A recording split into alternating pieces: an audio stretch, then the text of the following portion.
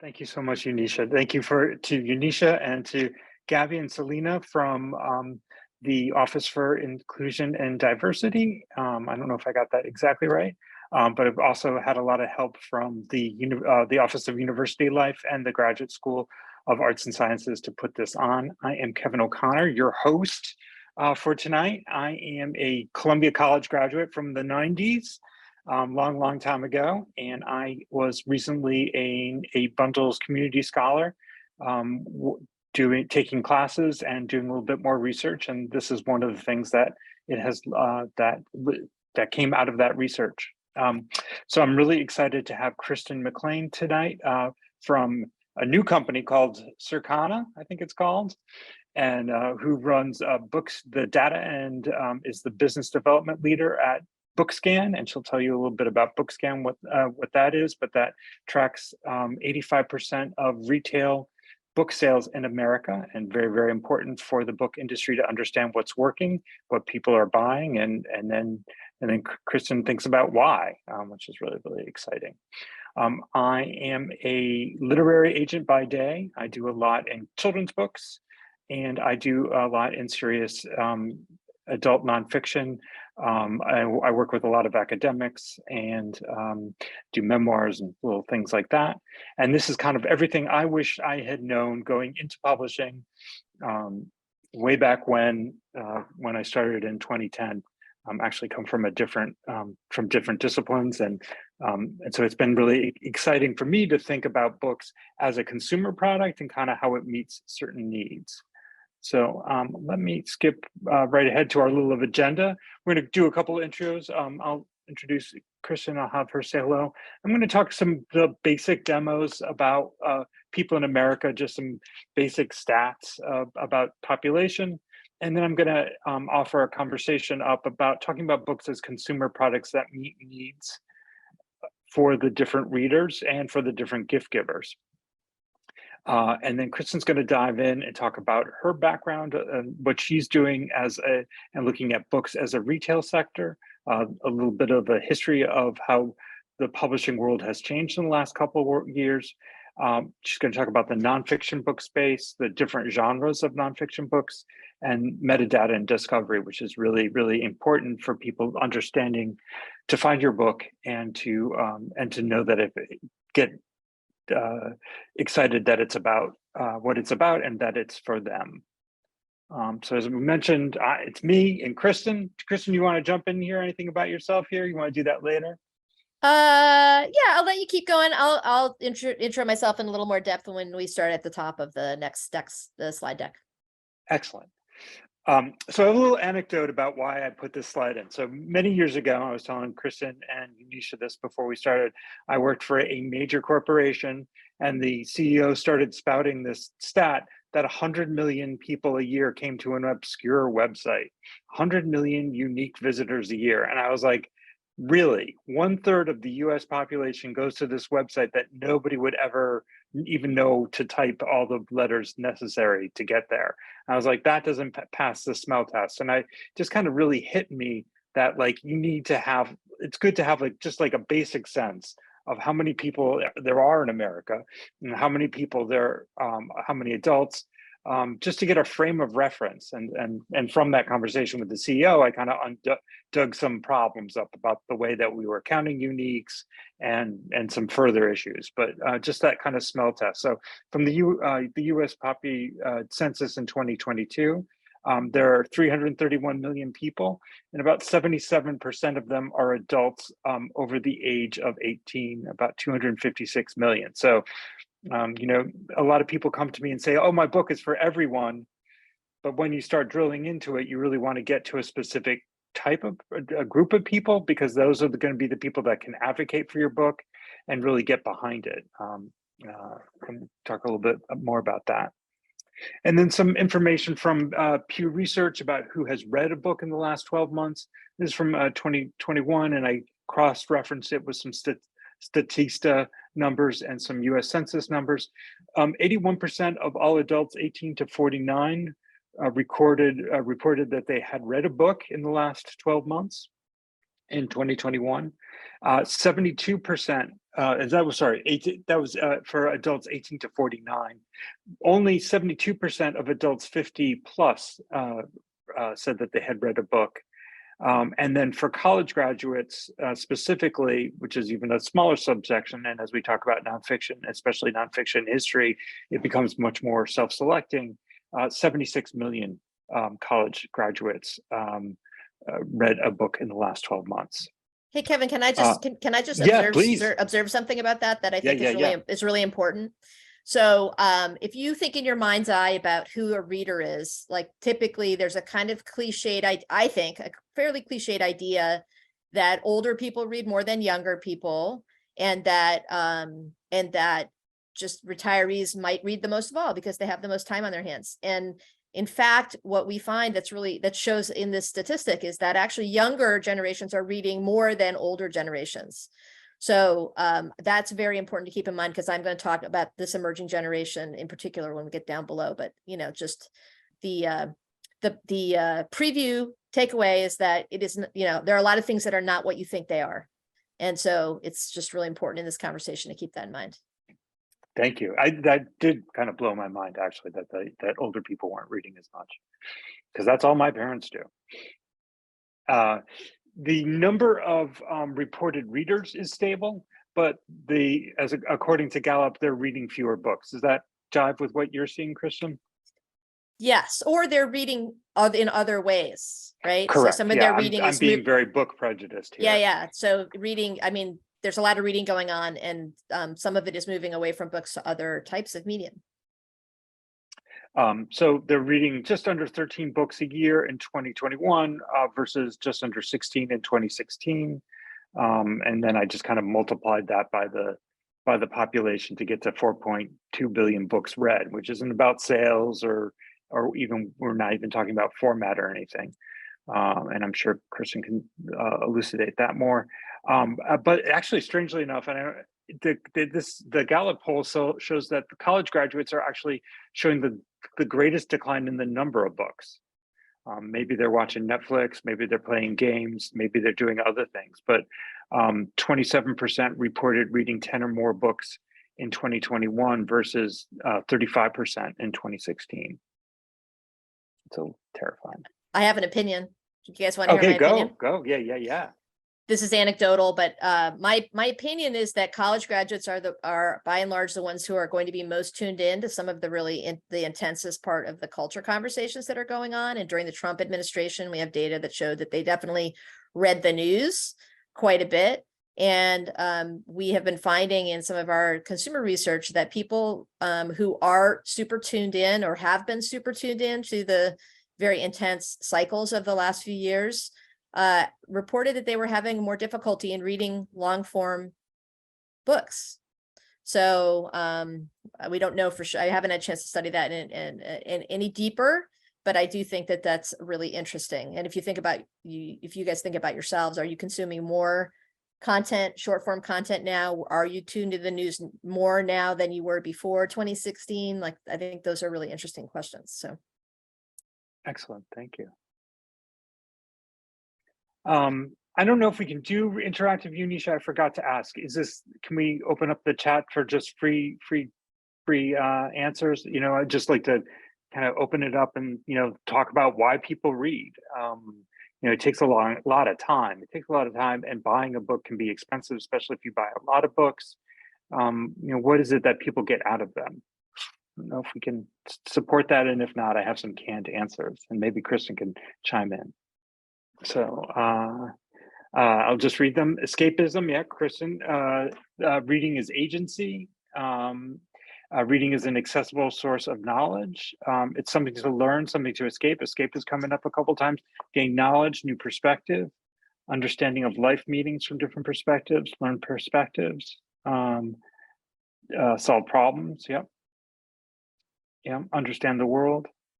It's definitely like that idea of like seeing the world through somebody else's eyes, that vicarious experience. I mean, I think you really get that in the memoir. Like, not all of us could be a rock star. It's but we can like learn what it would be like and identify with the feelings. We might have, and somebody wrote active empathy.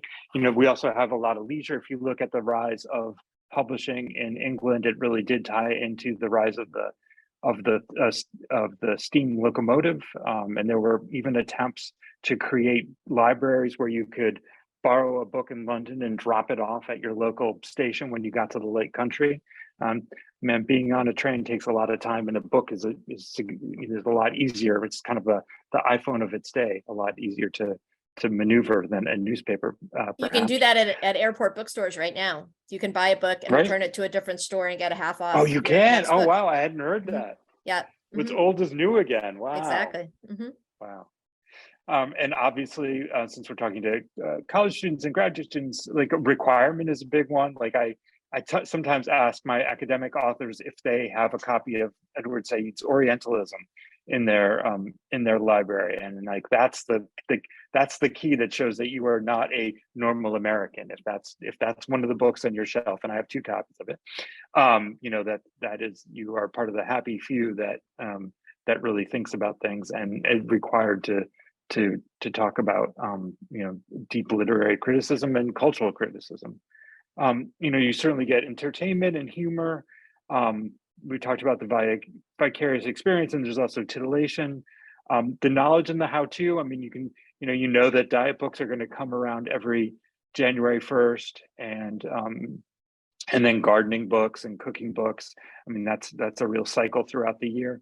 And Kristen's going to talk a little bit about this, self-transformation and personal growth.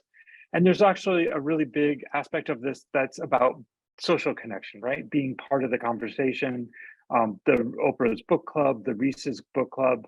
But, you know, as an adult, you know, like one of the major ways that people socialize is to read a book and to talk about it. And I think that's awesome. And that tends to be more female oriented, but really, really an important driver for book sales. So I have like a little question. I have 2 more interactive parts. So my question is kind of a trick question, but what is the #1 best-selling Dr. Seuss book year in, year out at Barnes & Noble?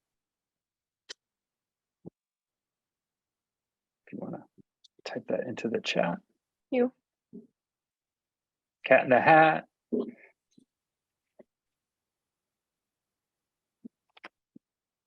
Somebody said, "Oh, the places you'll go." Any other answers? Are we green done? eggs and ham. Are we done or can we go? So anyway, so the answer on this, the #1 Dr. Seuss book is All the Places You Go, which, you know, the whole Dr. Seuss thing was about. I actually was having lunch with Chris Cerf yesterday, whose mom started the Dr. Seuss beginner books while she was at Random House, and his dad was the publisher of Random House, Bennett Cerf. And it has a whole pedagogy about it, and deciding what the word lists will be, and making sure that the rhymes are predicative, and giving kids the opportunity to guess what the next word is going to be, so that they have the feeling of reading along. And many people, that's the first experience they have is reading. However, for the Places You Go, it's basically just a giant card, right? It's like there are about 3.5 million kids a year who graduate from high school, another 3 million or so who graduate from college, and this is probably the #1 gift that they get. It's right there on the tables at Barnes & Noble as you walk in June for that dads and grads moment, as we used to call it. And it's, you know, an oversized card, and the people who get it, I'm sure they keep it, but I don't think they read it. So it just kind of is a really, really interesting insight into the difference between what the text of the book is, what the meaning of the book buyer is, and what the intention is, and what the actual user case is. That there's this disconnect that creates these opportunities. And then, so the last little interactive thing I got, and I just grabbed these today from the New York Times bestsellers from, this is from 3/19, which can't possibly be true because that's like in 2 weeks. But anyway, so I have the wrong date. It's probably 3/09. So these are the top selling best nonfiction books. Anyone want to make any comments about what they see? Any patterns? Any thoughts?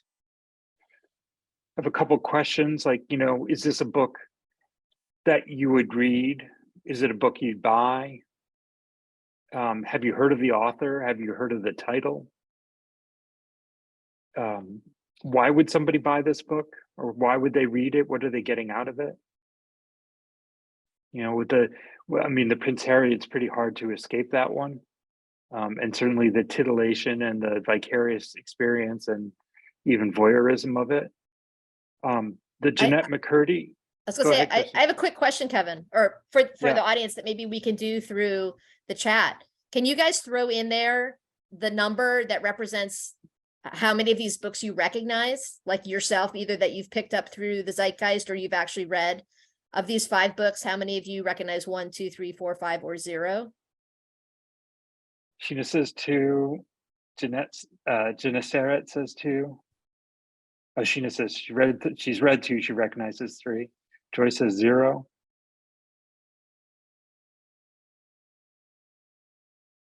Karen says 4. Quinn Gao says 1. The 1619 started off as a New York Times. Shirley says 1. As a New York Times Magazine project. It was several years in development as a book. Came out from One World last year, and now is a Netflix show. For those of you guys who said 1, do you recognize Spare or the 1619 project? I'm just curious.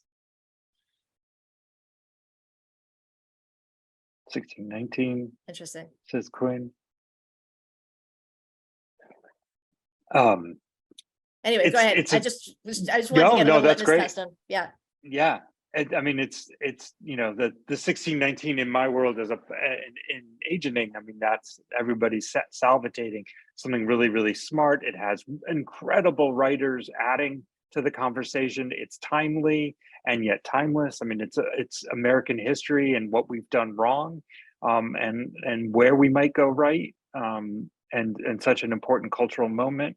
And I guess even Spare in its own way is a really important cultural moment. And talk about timing, coming right out after Queen Elizabeth's death, and Spare sold more than 600,000 copies in its first week.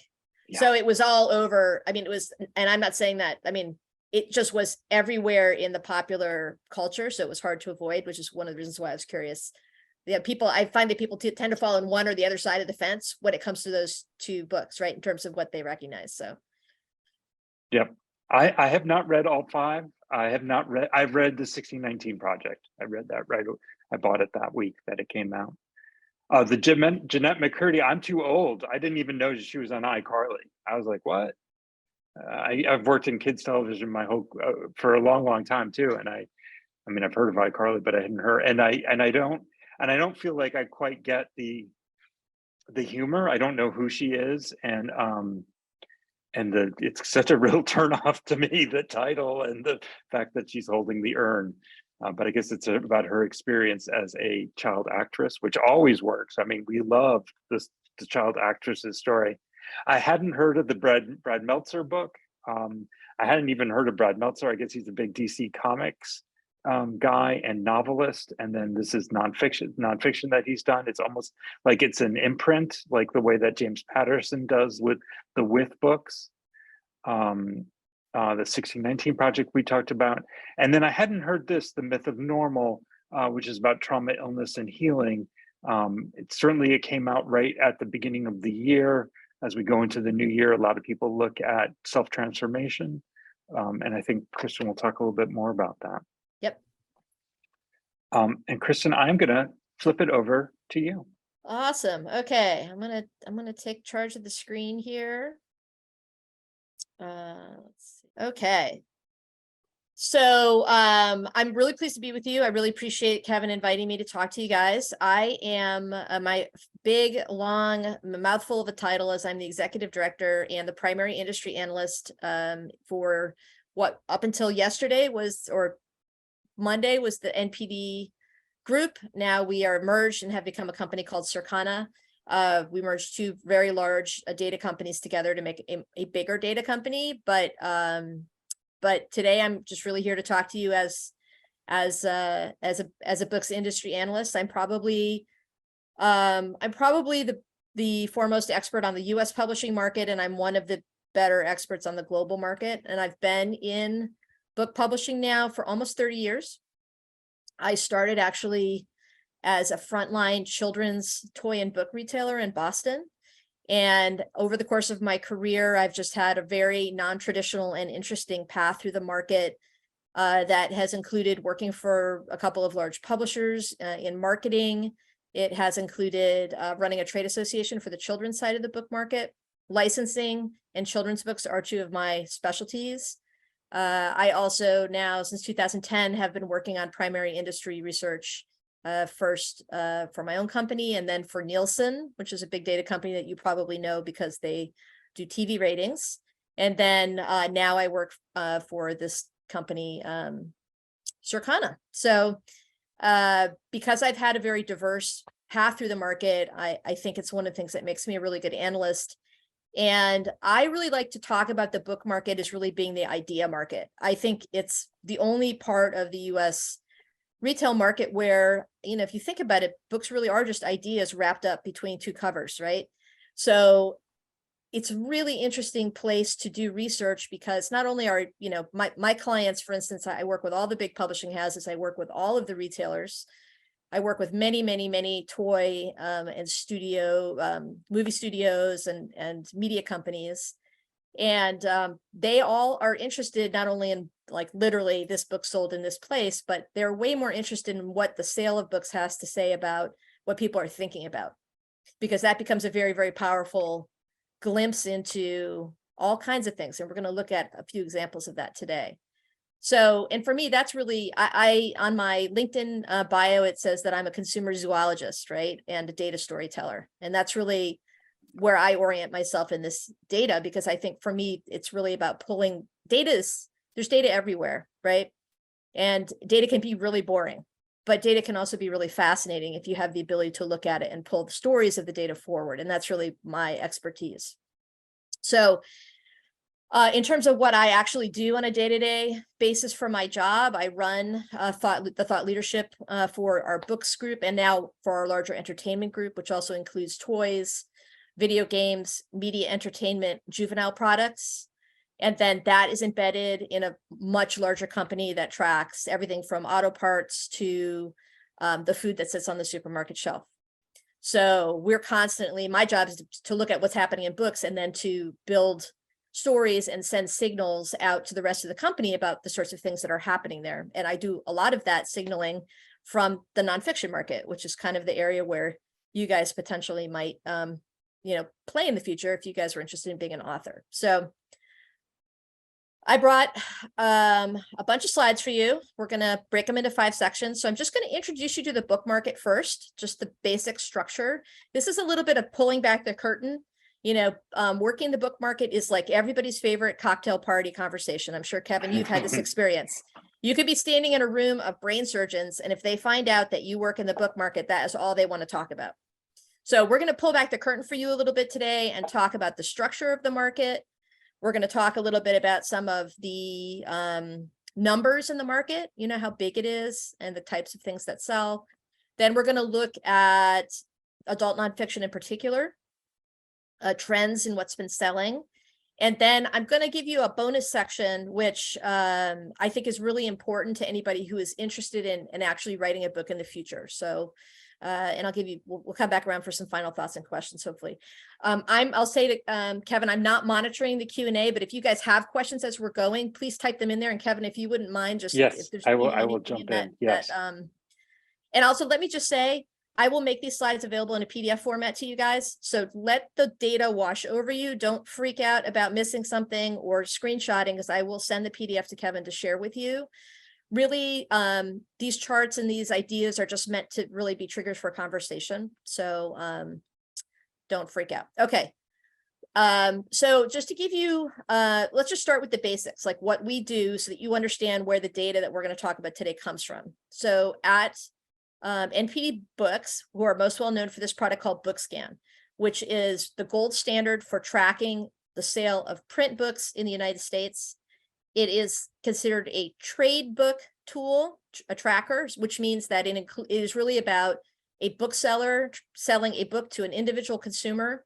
Does not include sales to school and libraries, doesn't include bulk sales to corporations, doesn't include sales to distributors. It's really meant to help people understand what people are buying at the consumer level. So we have more than 1,000 retailers that report into our tool every week. It's a weekly data set, which is very fast for data of the scale. So every Saturday, our data week closes, and by the following Wednesday, we have our data up for all of our subscribers to look at. So, and it's a lot of data. We track about 14 million individual books through the US market on a non-holiday week. That's across about 500,000 titles on a given week. And as Kevin mentioned, we benchmark that at about 85% of all the books that are moving through the US market. There are some retailers that don't report to us, but most of the retailers that you think of buying books from report to this tool. We also have a couple ways of tracking digital, and we do track digital. We track eBooks, and we are now tracking audiobooks, and we're going to talk about that in a second, why that's really important. We track them a little differently. We don't get the data from the retailers because some of the very big digital retailers like Amazon will not share their ebook data with us the way they do print books. It's a long history. We could do a whole podcast about why that, or a whole hour on why that is, but just that's a bit of a structural block. So we have a cooperative tool where the publishers report their data to us. So we do have similar data, similar market size, but it's really the traditional book market that reports to us. So there's parts of the market like self-publishing that we don't track digitally because we don't have a way of getting a hold of the data. So just to give you a sense, I already alluded to the fact that this is a massive data set. And just to give you a sense of how big it is, once a year, we go back and we what we call rebroadcast our numbers. So we add new retailers, we adjust any problems that we've found. We fix all kinds of things once a year. When we do that and we rerun the data, so create a new data set, it takes more than a week of continuous servers running to update this data set. It goes back to 2004. So if you think about it, 14 million units a week for data going back to 2004, it is just a huge data set. So the market value of the books that flow through this system is about $14 billion a year just in the US. As I said, 13 to 14 million units a week. 16,000 individual retail locations are reporting into this. So we are collecting that data and turning it around in a week, which is pretty amazing, from 16,000 locations, including Amazon. And this is the most important thing. There are 6,000 subject categorizations that sit underneath this data, which is why it is such an amazing data set for helping people understand what people are interested in, because we can slice that all the way down and we can show people, if a food company comes to us or Target comes to us and says, we really want to understand what's going on with canning and pickling, we can tell them that based on this data. We can tell them exactly whether or not book sales on that category are up or down, and whether or not that means that people are or aren't interested in that subject. So it's super fascinating.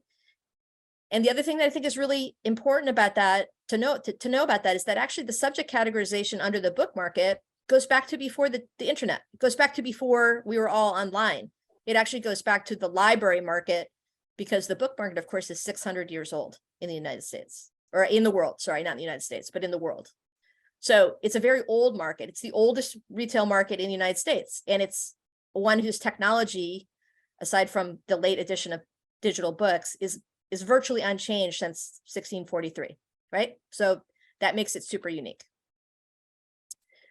The data that I work with, this very large data set, is what drives most of the books, the bestseller list that you see in the United States market. So Publishers Weekly syndicates our data out to about 90 newspapers around the United States. We also drive the Wall Street Journal list. Here's just a very quick glimpse at some of the newspapers that carry our bestseller lists. The only one that it does not drive is the New York Times, and that famously. Yes, the New York Times is a black box as far as we're concerned. And I say that as someone who has worked in the market for almost 30 years. We still don't understand how that list comes together. It's a very, it's like the Coca-Cola formula. It's like jealously guarded. But all other bestseller lists, just about all of them in the United States, come out of the data that we're going to be talking about today. Okay, but before I'm going to just move because my face is turning blue because I'm sitting next to a window and it's getting dark. So I'm just going to move to a place where I have a little bit better light. So before we get going on the actual trends in the book sales, I want to talk to you guys a little bit about the structure of the book market. And this is that Wizard of Oz pulling back the curtain part of the conversation today. So prior to the digital shift in publishing, which really started in 2007, the Kindle and the iPhone were both introduced that year, 2007. Prior to that, publishing was really mostly a walled garden, meaning that it was pretty closed. In order to get in to the publishing market, you had to work with establishment players. You had to kind of get in the door to the market. And that was really, it was very linear. There were very strong gatekeepers. It was really well understood. Now, what was the traditional market has moved to the top of another pyramid. And I don't want to imply that they are the best. They just are the top of the market. And underneath that, there's a couple of other layers that have developed since 2000, I would say 10. This middle one, the niche, the long tail, these are actually publishers that have been around, but they were smaller, they were specialized. And with the emergence of a digital market, many of them were able to really reach audiences that they hadn't really been able to reach before. And we're now seeing it possible for specialty presses and smaller presses to be very competitive in the marketplace. And sometimes they're organized around things like poetry. Other times they're organized around like just very specific educational books or board books or whatever. Like if you think it Romance. there's romance. There's All probably different kinds of romance. Exactly, right? And then on the very bottom, there's this crowdsourced layer, which really is fan fiction sites. It's self-publishing. It is sites like Wattpad, where you can write serial fiction and gather an audience. And so what's really interesting about that is that now content that is in the crowd layer right now, some of it is actually moving up into the market. So it is possible to start, on your own. Colleen Hoover, I don't know if anybody here, maybe in the chat, you can chat us to let us know if you actually A, know who Colleen Hoover is, and B, whether or not you've read her. But she sold 14.3 million books last year in the United States. She's the #1 author. She started as a self-published author and now is having quite a run of it in many different ways. Also, 50 Shades of Grey started as a self-published project that moved up. And some of that content does move all the way to the top. And at the same time, books that used to be published would have to be published at the top of the market, have places to move down. And maybe they might now find a home at a smaller press or a university press, if it's a very specialized. And some of those books just go back down to the crowd because their authors take them back and self-publish them. Maybe they've gone out of print or they want to do a different edition or whatever. So there are still gatekeepers or facilitators in this model, right? And so it's important if you want to publish a book in the future to just understand who they are. So there are agents like Kevin and packagers and editors who are the gatekeepers, or at least the facilitators into the top part of the market, sometimes into the middle part of the market. In that specialty area, though, we do have bloggers, reviewers, tastemakers, people who have some very interesting literary projects going on, and they are talking about things that are coming down from the crowd, right? This, once upon a time, I had a contract to write a book. And the book was about the decision-making process, or the chain of passion is what I called it, in the publishing market, because it was my observation working in the market that the market, the process of creating a book and taking it from an author's brain to a reader's hands is so complicated that many people in the middle of that chain who are professionals didn't fully understand the entire process. And so the book contract was about writing that down to really help people understand that. I got into it and I realized I just wasn't interested in writing it. And instead I founded a company to actually facilitate some things that were in the middle of this. And that's how I got into research. But this was a pretty linear process. And again, tons of gatekeepers, a lot of pain from the author, just because there are so many people involved, and everyone in this chain has to love a book, like really love it, for that book to make it to the consumer, right? The agent has to love it. The publisher has to love it enough to buy it.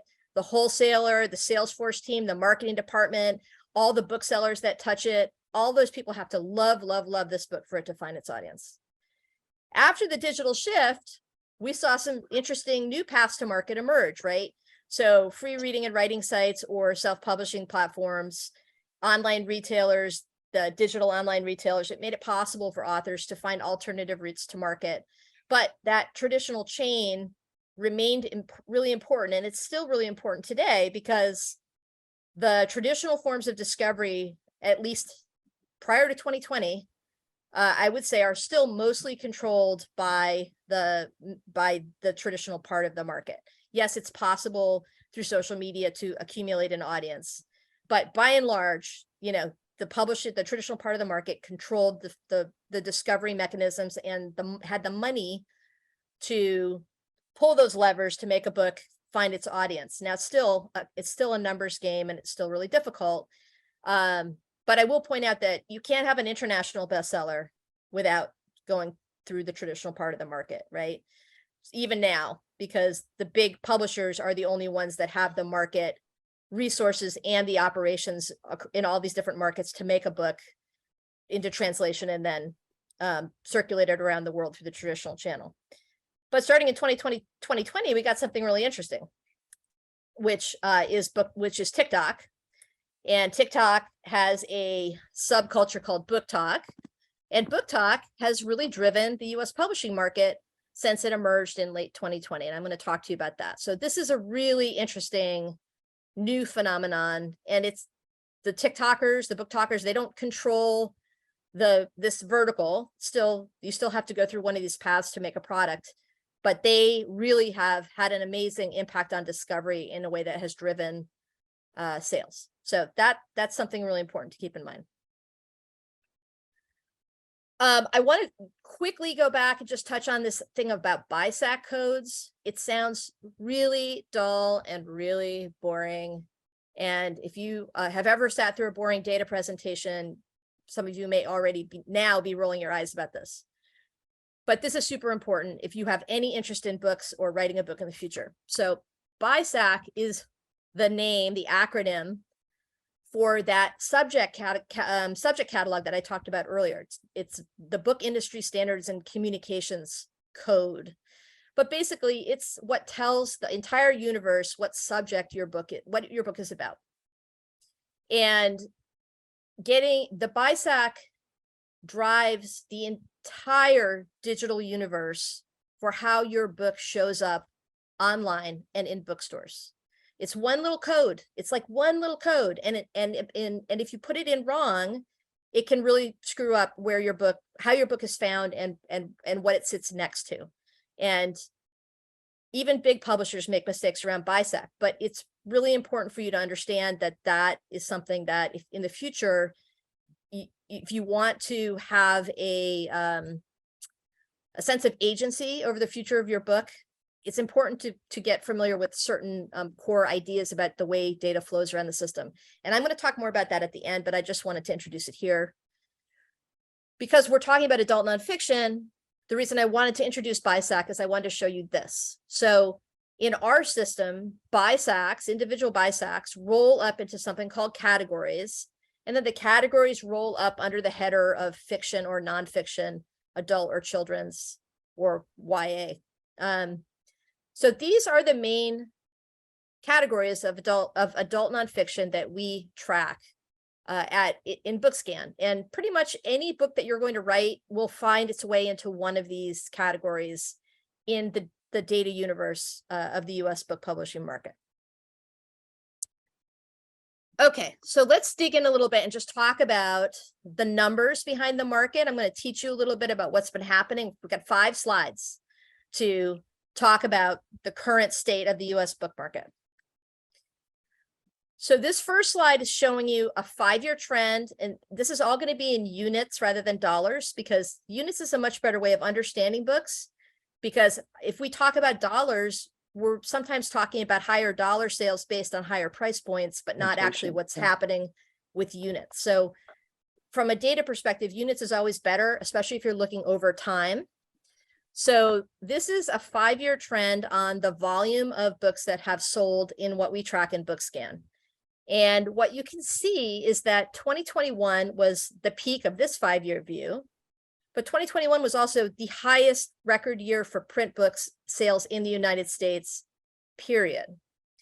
And under the heading of things that you might assume are different, print books are really the lion's share of books in the United States. So print books account for, I don't know, 84%, depends on what category you're looking at. Some categories like romance will be higher, but as a share of total, we'll look at it down below. But if you have audio and print and ebook together, I think it's like 60% of the market. But if you take out audio, it's more like 80% of the market if you're looking at just print and e.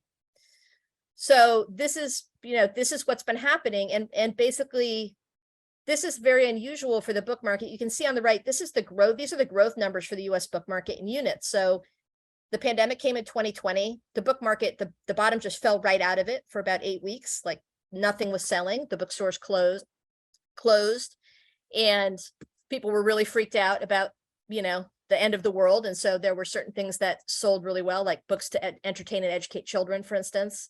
And there are other things that didn't sell so well, like books about leadership and business. But once the market recovered around May of that year, it just like took off.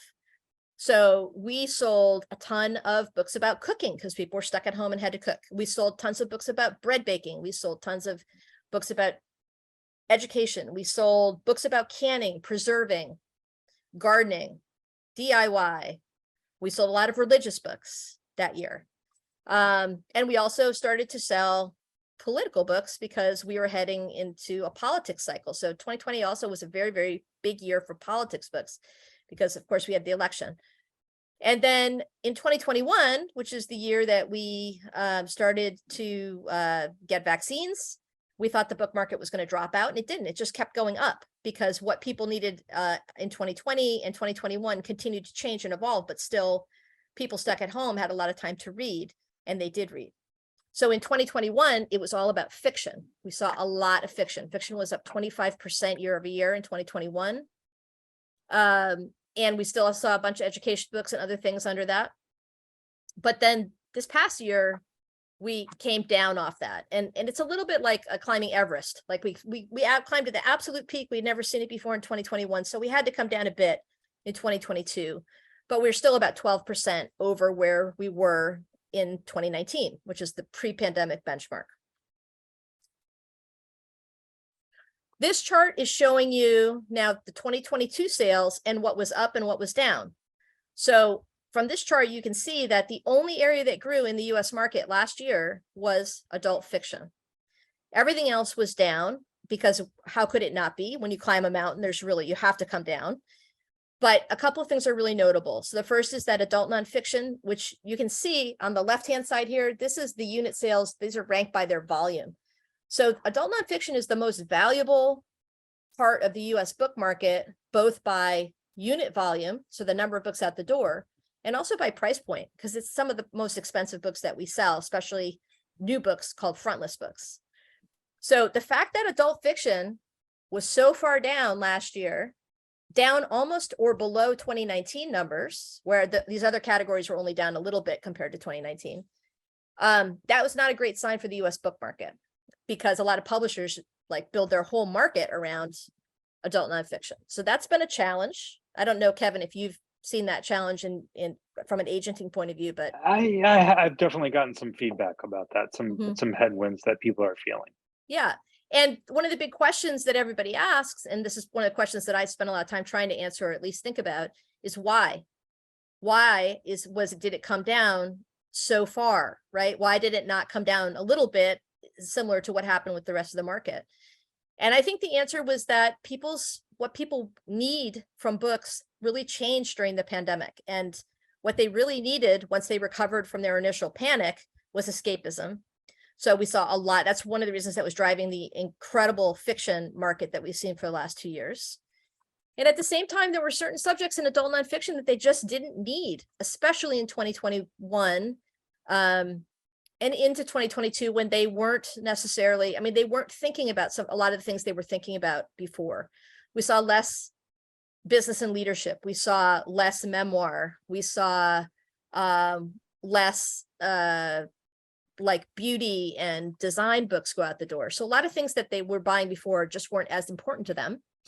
And that's a little bit about what I'm talking about with when I talk about it being a really good kind of ticker for consumer psychology. So we're going to talk about what was selling down below, and I'll unpack that a little bit more for you. But this adult fiction number is really important. And then down below, I just want to point out the YA market was flat, but it also had its best year ever in 2021. So the fact that the YA market, teen market was flat was amazing, because there's still a lot of reading going on down there as well. This is this is what we call a format view of the market.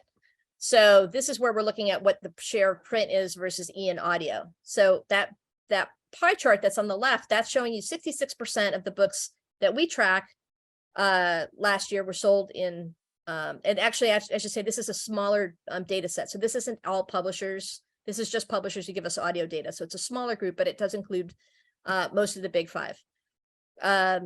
66% of the books were sold in print, 18% in ebook, 16% in audio. And if you look at this line chart, check out that green line on the bottom. That is audiobook sales across the period from 2018 to 2022. So audiobooks last year gained share while ebook and print lost share, meaning audio was the fastest growing sector of the market last year in terms of total books sold. So that's a little bit of the story too. When you go back to that Pew or Gallup data, whatever it was, talking about people reading less, I do think that a certain amount of reading, and I do consider it reading to listen to audio, but not respondents don't necessarily think of it as reading, that some of the reading behavior has moved to audio. And a lot of it has moved to audio in nonfiction categories. And here you can see that. So when you look at the audio share, which again is in green, you can see that adult nonfiction actually has the highest share of audio in our data, followed by adult fiction, and then a much smaller share for kids and a growing share for teens.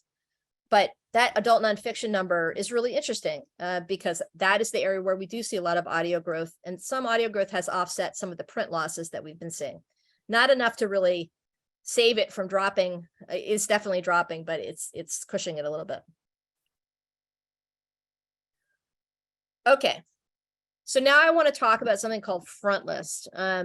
So in the book market, we categorize sales of a book into a front list period, which is the first 12 weeks. I'm sorry, first 52 weeks, and a backlist sales history, which is anything, any sales that happen after the 52nd week after release. And one of the questions that's been coming up around these patterns for publishers is, well, maybe something is happening with front lists. Maybe after the pandemic, it used to be that we put out our books and we expect that most of our books are going to be sold. New copies of a new book are going to be sold in the first 4 weeks. And then, over 50% to be sold in the first 12 weeks. Maybe that's shifting. Maybe with the pandemic, people have changed their behavior. Well, this is not what we found when we did this research. Is it's not true. So people still, when you put out a new book in a bookstore, roughly 39 to 40% of those books go out the door in the first 4 weeks. So the first month. By 8 weeks, you've sold a little over half. It's pretty consistent. And then by the first 12 weeks, used to be 66%, then it dipped a little bit, and now it's up to 69% last year. So nearly 70% of the copies of that new book are going to be sold in the first 12 weeks of the first year before it becomes what we consider a backlist book. So the market, this is the point of this, is that the first, at least for traditional books, traditional market, books in a bookstore, first 12 weeks are really, really, really important. But the publisher's question had to do with whether or not it was taking longer for the books to go out the door. If you look at that bright blue bar, actually it's speeding up. It was 66% and now it's 69%. So actually more new books are going out the door in the first 12 weeks than back in 2019. So that's good to know from a publisher point of view, but it's also a problem. And I'm going to tell you why in just a second. Okay. So if front list are the sale of new books in the first 52 weeks, backlist sales are anything that happens for that book after 52 weeks in perpetuity, right? Every Dr. Seuss book, every Cat in the Hat book is now a backlist sale that goes out the door, right? And we track this, what we call the share of new books to backlist books, very closely, because it tells us a lot about at least what's happening in terms of people's appetite for new books. And the reason that's really important in the US book market is, like I said, most publishers engineer their entire business model around introducing new books to the market. Books that they've already published that are selling are awesome. That's like money in the bank. They've already spent the money to get the book from the author, to design it, to print it. And so then it just becomes more and more profitable the more that book sells. But new books is where all the risk is in the market. You've paid in some cases, substantial advance to an author, or maybe not, but you've paid something to the author to get the book. You have invested in all the overhead in your company to edit it, to design it, to manage the warehouse for it, to order it from the published printer. And then of course you have to pay for all that, all the shipping, all that stuff. So if your front list sales expectations are not met on what we call the P&L for that book, it's a problem, because you've laid out more money necessarily and you haven't gotten back what you were expecting on the release of that book. And if you scale that up over a publisher's program, some of the big publishers, they publish hundreds of books a year. But if all those books underperform, you have a really bad year as a publisher, and that has implications. So basically, this is a chart. This is a really interesting chart. So from 2004 on the left to 2022, this is showing you the share of backlist books in dark blue and front list or new books in the top. And this is all books, not just nonfiction. So if you look back in 2004, beginning of our data, it's almost even front list to backlist. And if you scroll all the way to the right, we're now at 7 backlist books for every 3 new books that are sold in the United States. Now, I know some of you are probably thinking, okay, well, if we keep publishing books, there are going to be more and more books in the backlist, and then that makes sense, right? Like there are just more books out there, and so we're going to sell more books, backlist books, which is kind of true. If you kind of scroll down this list from like 2004 to 2010, there's definitely, gains in the backlist, but they're kind of incremental. It's like 1 point every few years. But then if you scroll over and you look at what happened, like it was already starting to advance pretty quickly in 2017, but by the pandemic, we went from 63% backlist in 2019 to 67% backlist the next year, 2020. And that's because bookstores were closed. Most people were buying their books either online or from mass market retailers like Target or Walmart. Those retailers online and those mass market retailers, they don't have as good a track record in showing new books to consumers. Target and Walmart don't carry that many front list books. Mostly they prefer backlist, and there just isn't that much shelf space. And then online, there's really great research that shows that you don't encounter as many books online as you do when you walk into a bookstore. And also, books that you know tend to capture your attention more easily than books that you don't know. And also from an algorithmic point of view, online book selling tends to reinforce things that are already selling. So all of that conspires to push the backlist share up during the pandemic. And it hasn't quite come down yet, which is one of the things that I'm studying right now. I'm not sure why, because I did expect it to come down last year and it hasn't. So let's look at what that looks like for adult nonfiction. So here, now this is the part, if in your heart you aspire to write a book, I just want you to not get too freaked out by the data I'm about to show you moving forward, because I do have a positive message at the end. But if you look here, you can see that actually the share of backlist books is even higher for nonfiction last year than for fiction. So, and it took a pretty, I mean, from 2019, we're at 66%, already a little higher for backlist, to 72% last year. So that means that there's a lot of backlist books that are selling, and we're selling less frontlist. And we haven't really stopped publishing frontlist. I mean, we're still publishing at very high rate every publisher is still pushing out frontlist, which means that the books that we are publishing are not making as much money. So this is a kind of a bit of an existential crisis right now for the publishing market. And this is a busy slide, but I just really want you to look at these two bar charts on the left. So this is just really showing you the trend in backlist sales versus the trend in frontlist sales for the last 4 years. So that just reinforces this, kind of gives you a visual for the volume of front versus backlist and what's been happening. So we're losing frontlist sales at a faster rate than backlist right now. So this is a challenge if you want to write a nonfiction book in your field at all, and then because the market mechanics right now are not super favorable. However, everything is cyclical, and so this will swing back around, and we will start to see things that are going to push nonfiction again. But I just, I think it's really important if you're thinking about getting into to be a writer, or to write a book, or to share your knowledge with the world, just to be very realistic about it. So these next few slides are going to talk about what is and isn't selling right now in adult nonfiction. So this is just all categories. So here are the front list and backlist categories that so the new books are selling in these categories in the top. We're seeing growth in these categories right now, and we're seeing decline in these categories at the bottom. The ones that are in decline, though, here, again, don't freak out about that, because a lot of these categories sold very, very well during the pandemic, and so we're still having an adjustment in the market. So political science, that will come back again as we head to the next election. Poetry is down because Amanda Gorman's poetry did so well over the last 2 years after the Biden inauguration. History down a little bit. Religion had a great year last year, and so did self-help. So these are just off a little bit from very, very high levels. In terms of backlist, here's what's selling on the top, which I think is really interesting. We saw a lot of strength. So we're seeing frontlist poetry drop. So that's new poetry books, but we're seeing backlist poetry grow a little bit. So a lot of what people got, there's a certain number of people that got really reinvested in poetry over the last couple of years, and are continuing to drive that market forward a little bit. And then down below, these are categories that are off. And you can see a couple of these, like cooking and games and activities, that has to do with things that people were doing during the pandemic that they're not doing anymore this year as they get back to their lives.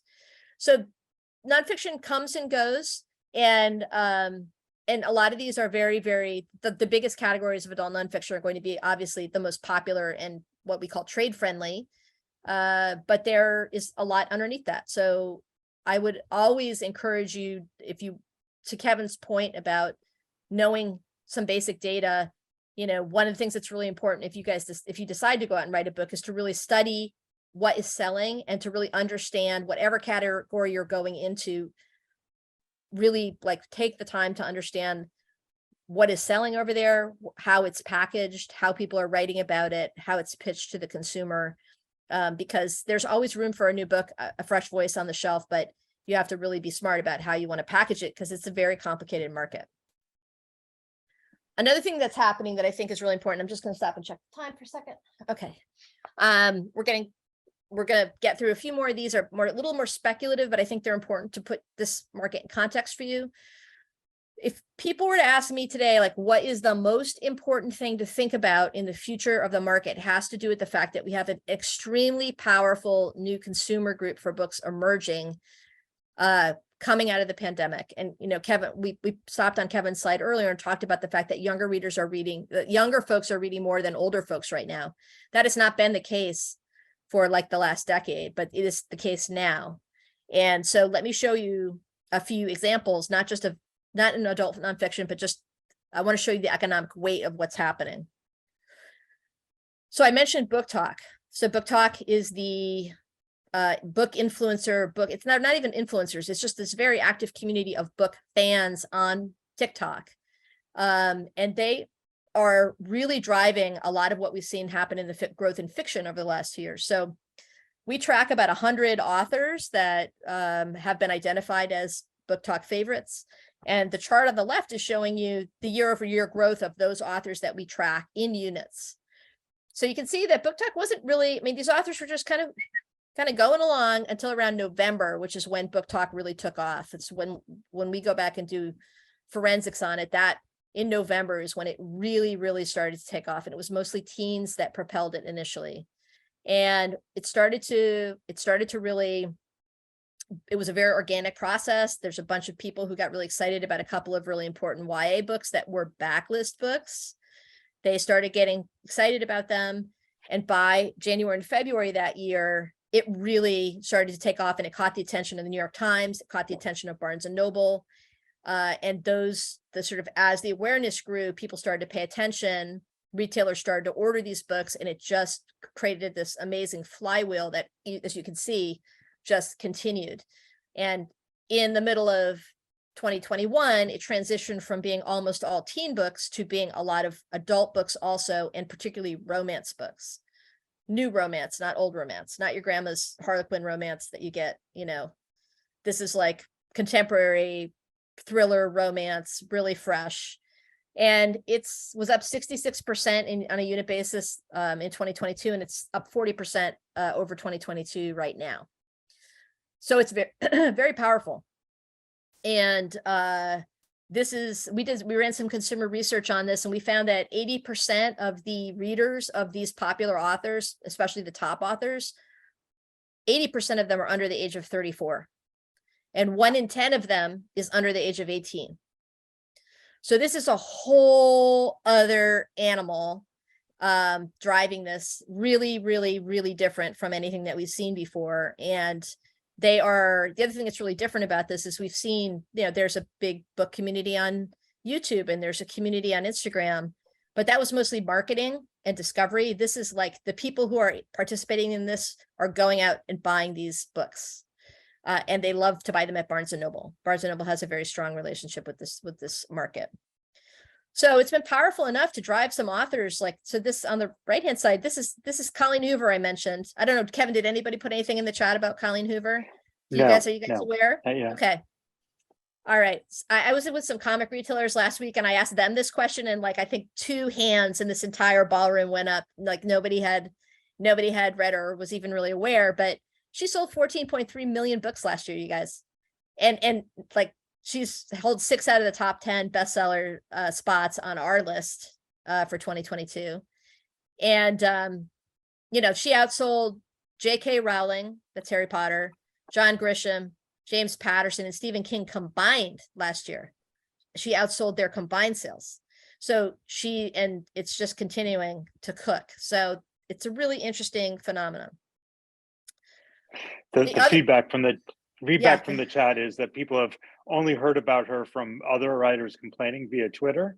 Of course. Christina, and then Karen says that she's only read about her in the New York Times. So yes. Well, she's a great beachy read. I think she's really good at writing a real page-turning story, and her fans really love her. And she's developing there's a lot of it's hard to be on top. That's all I got to say, right? Everybody's chasing her right now. But there's a lot of other interesting things that are emerging because of this younger demographic. So we're seeing it all over the place. So there was a series called Heartstopper that came. Webtoon is a graphic novel platform based in Korea that teens follow their favorite artists on here, and the artists write serial graphic novels on this platform. And so kids follow these authors on this platform. They know when they're going to drop new. Sometimes it's a comic strip, sometimes it's a chapter, but they have developed a very strong relationship with teens in the United States. And now some of the books or projects from that platform are going into traditional publishing and also going into the screen. So Heartstopper, this series on the left here, started as a webtoon. It actually started as a blog, and then the author decided she needed to make it graphic. So it went to webtoon and then was optioned by Netflix this past summer. Netflix launched a series. It went to the top of Netflix, and then Scholastic published the graphic novels, and they sold that immediately. It was one of the better selling graphic novel series last year. So this is another like totally different new pattern of discovery that is really being embraced by this younger demographic, and it's translating into sales. And just to give you a sense of this, you know, just from an anthropological point of view, here are some of the really big numbers related to Heartstopper specifically. So when I ran this data last week, it had 415 million series views on Webtoons.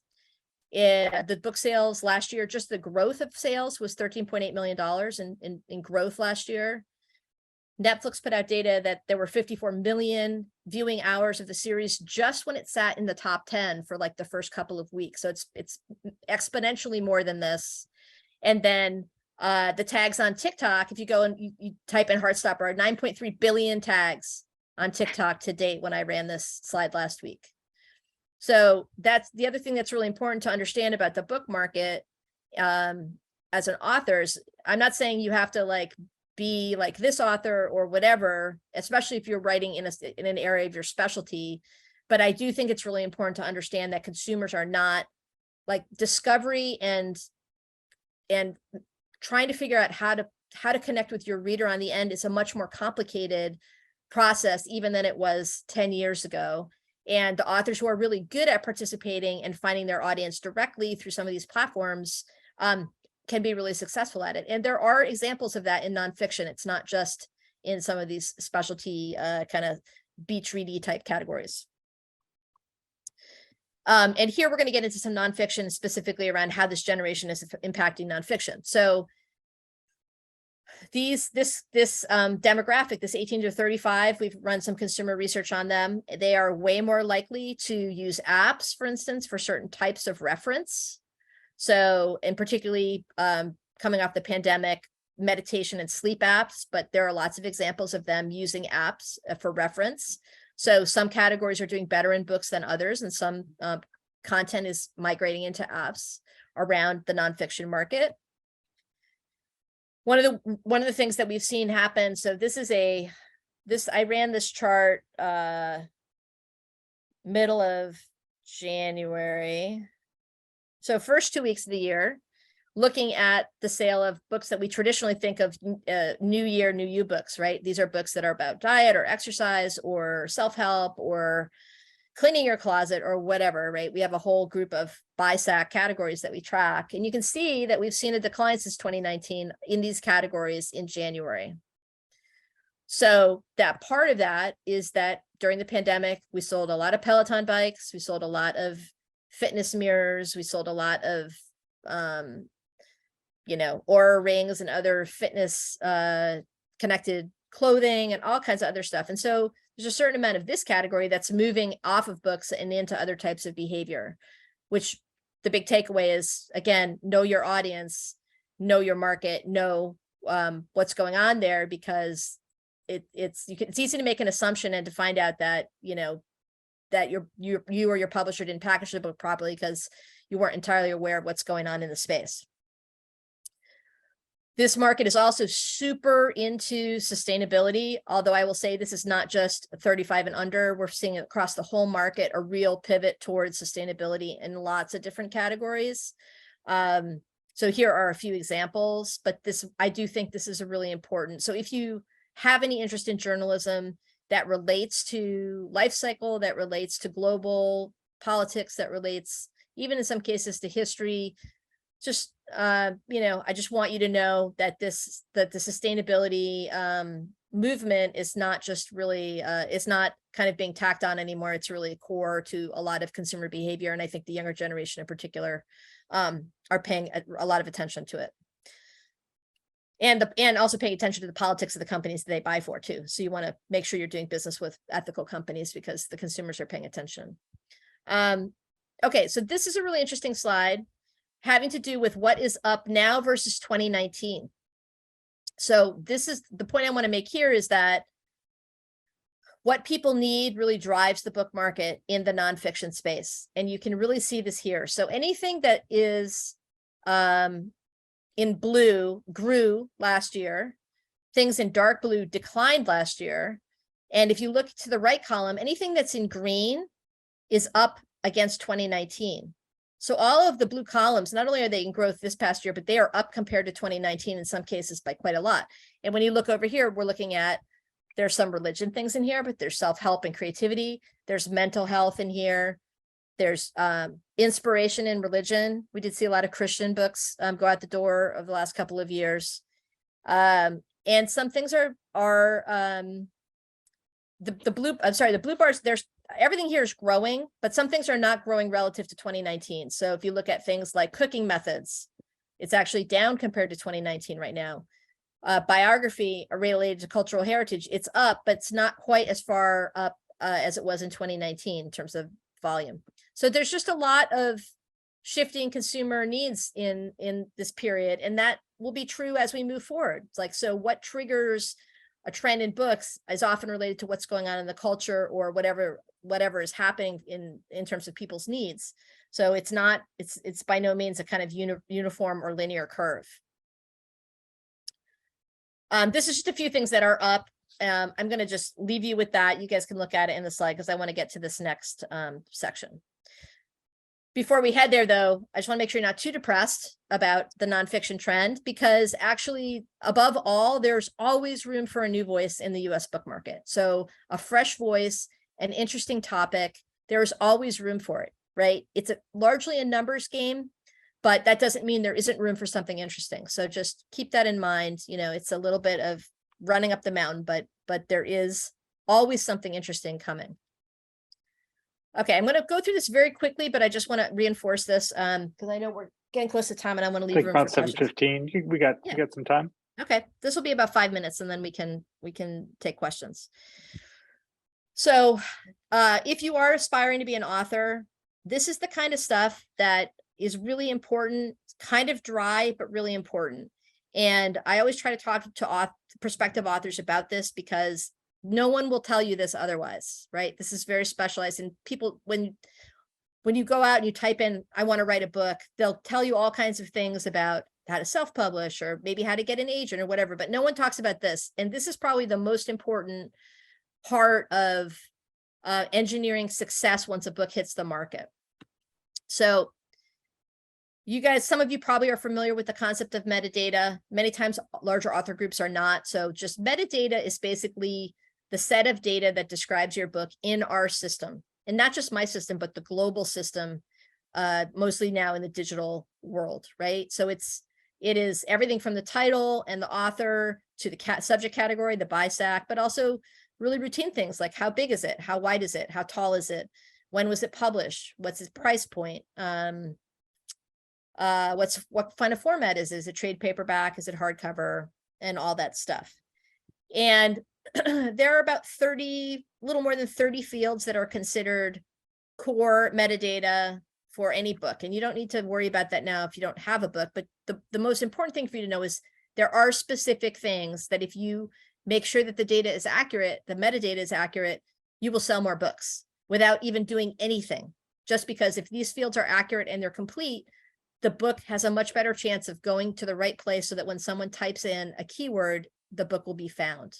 So without lifting a finger, you can actually significantly increase the sales of your books if you make sure that the metadata for your book is complete. So the current metadata system in the US, and actually the world, but the US is particularly messy, is just, it's like what we want in the metadata world is the left and what we have is the right.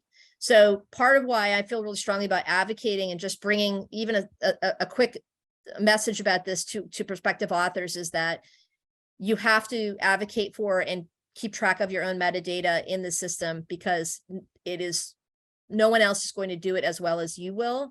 And the reason that you want to do that is that if your book has complete metadata and is accurate, it will automatically sell 98% more units than a book that does not have complete metadata.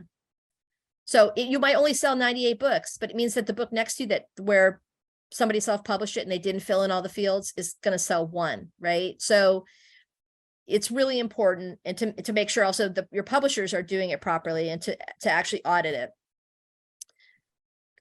Jackets are probably the most important thing.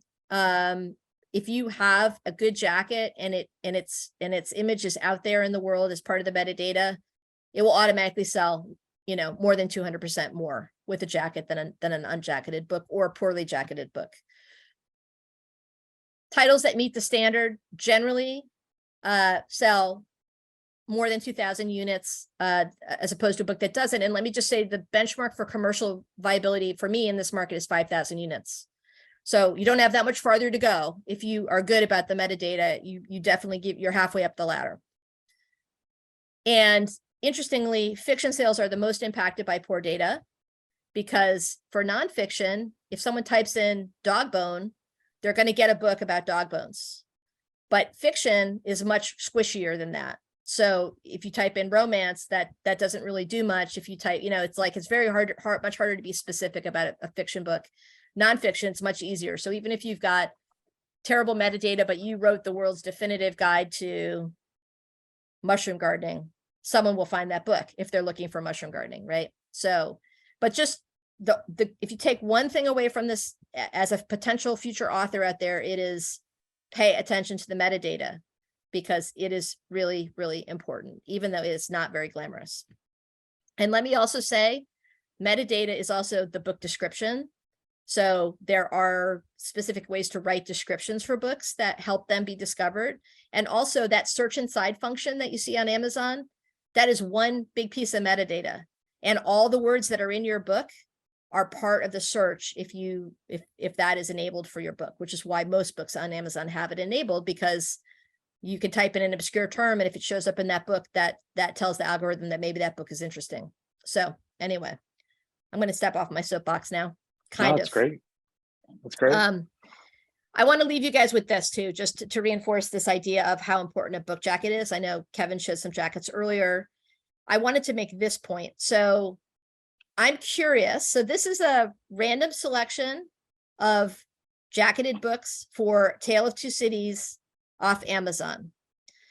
Tale of Two Cities is in the public domain. So there's hundreds of editions of, you yourself right now could put up an edition of Tale of Two Cities. And the only thing that makes these different from one another is A, the jacket, and B, how well the actual, inside production of the book is. But essentially, hopefully you're going to get the full text of the book. So I'm curious, do you guys have an opinion about, if you looking at this, which of these titles you think has the most effective jacket on it, which one you would buy? Want to type that in? Mm-hmm. Somebody says one on the far lower left. My eyes are drawn to the, sorry, one on the far lower right. My eyes are drawn to which is Notre Dame, black and white. Mm-hmm. Somebody said the one with the flag and the one with Paris. Mm-hmm. The first one in the upper left-hand corner. Mm-hmm. It's interesting. My eyes go to the one in the upper right-hand corner. The one that has the more Art Nouveau text on it. Renee McIntosh. Yeah. The again top third, the one in the with the Paris. I like the upper right corner too. Sheena says. The royal one and the one with the calico flowers. Those don't seem to be very popular. Okay, so I want to tell you that the one on the lower left, that is the Penguin Classics edition. So that is a professionally produced cover. The one on the upper right, I don't remember which publisher it is, but that is also a professionally produced book. The one on the lower right is not professionally produced, but in my opinion, it is the most effective. I find it to be one of the most effective covers in this list. I think probably the knitting on the upper, in the second spot from the left, is probably the least effective from a web discovery point of view. It might be a beautiful book embossed.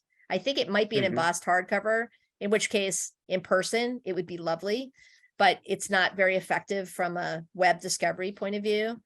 And yeah, the two blue ones are both and actually the one on the upper right, these are all like third party, like this is somebody making their own edition, putting it up. And I have a design background from before publishing. I can tell you that the font of the one that you like, Kevin, is at incorrect time period.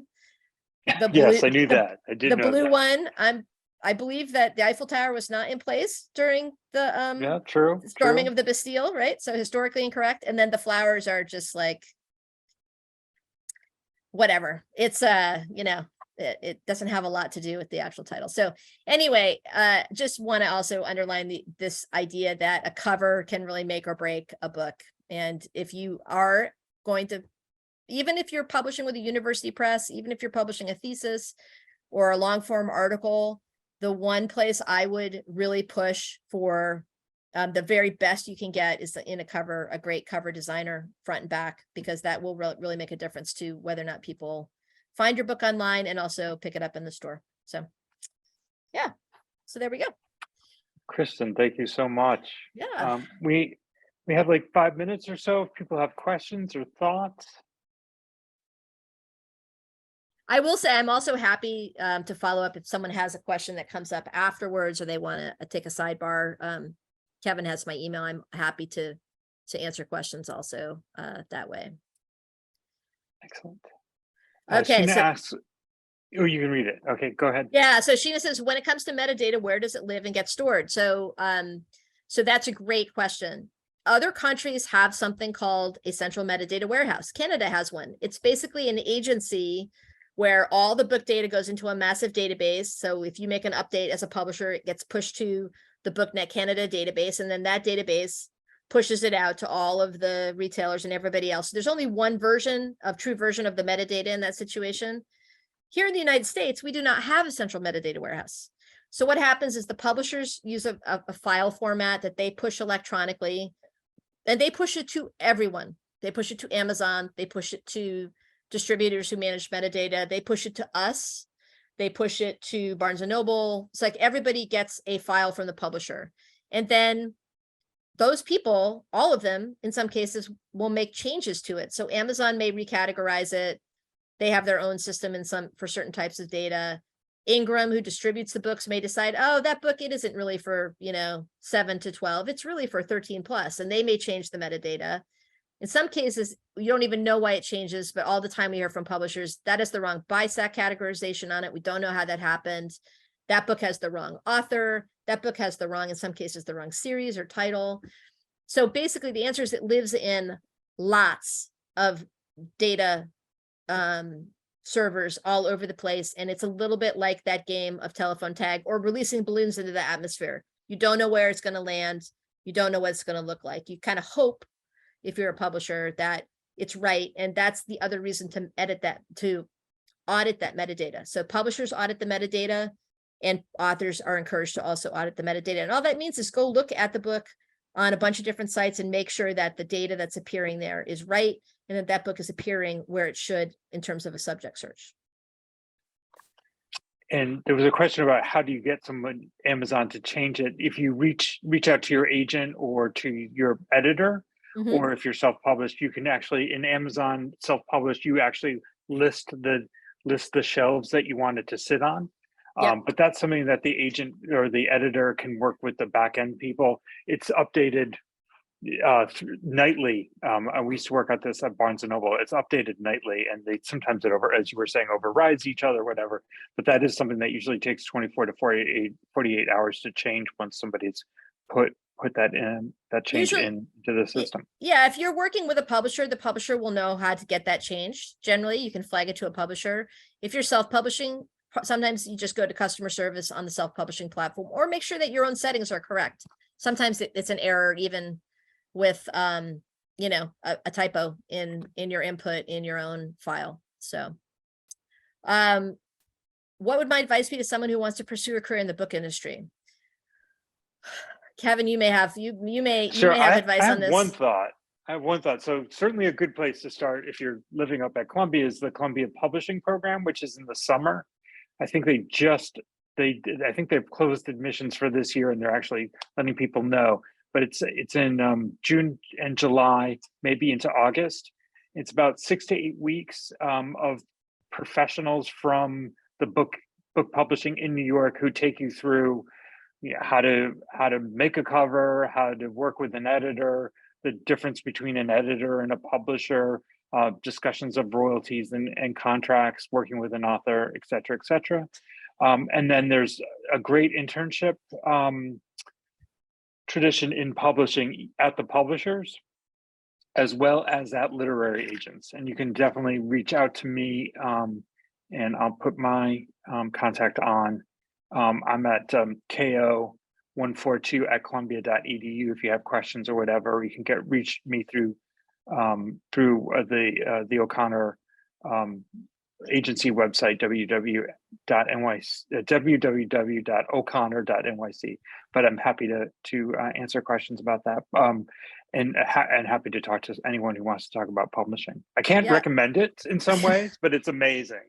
It's an amazing lifestyle and really frustrating. It is, and it's we're in a bit of a down cycle right now. The big publishers are laying off people, so it's very competitive right now. One of my pieces of advice, though, is if you really want to work in publishing, you may want to try going to an academic or a university press first, because especially if you're coming out of an academic environment, they tend to be smaller. They tend to be a little easier to get into, and you can expect to not make very much money at any publisher when you start out, if you're going through a traditional route, which is an internship followed by kind of working your way up the ranks. But academic presses are a great place to cut your teeth. You'll learn all about the process, and it's a really good foundation for then moving over into a larger house. And then also there are a lot more small or to medium-sized publishers out there working, and some of them working in very innovative ways. So that's the other way to try to get in there. There are more than 800 publishers in the United States of all different sizes that are legitimately can be considered publishers and not, self-published presses. So there is a lot out there, and there are reference books. There's a guy named Jeff Herman who has written a guide to publishers, agents and editors for years. It may still only be a print book, and it comes out every year, but it's the best that's the best reference that I found for publishers and agents. Lists all of them, all their contact information and their specialties. So it's a really good place to start, I think. Excellent. Thank you, Kristen. Yeah, my pleasure. I want to thank you, Kristen, for that amazing, oh my God, like taking notes, and I have so much to share with my clients now. So thank you very much.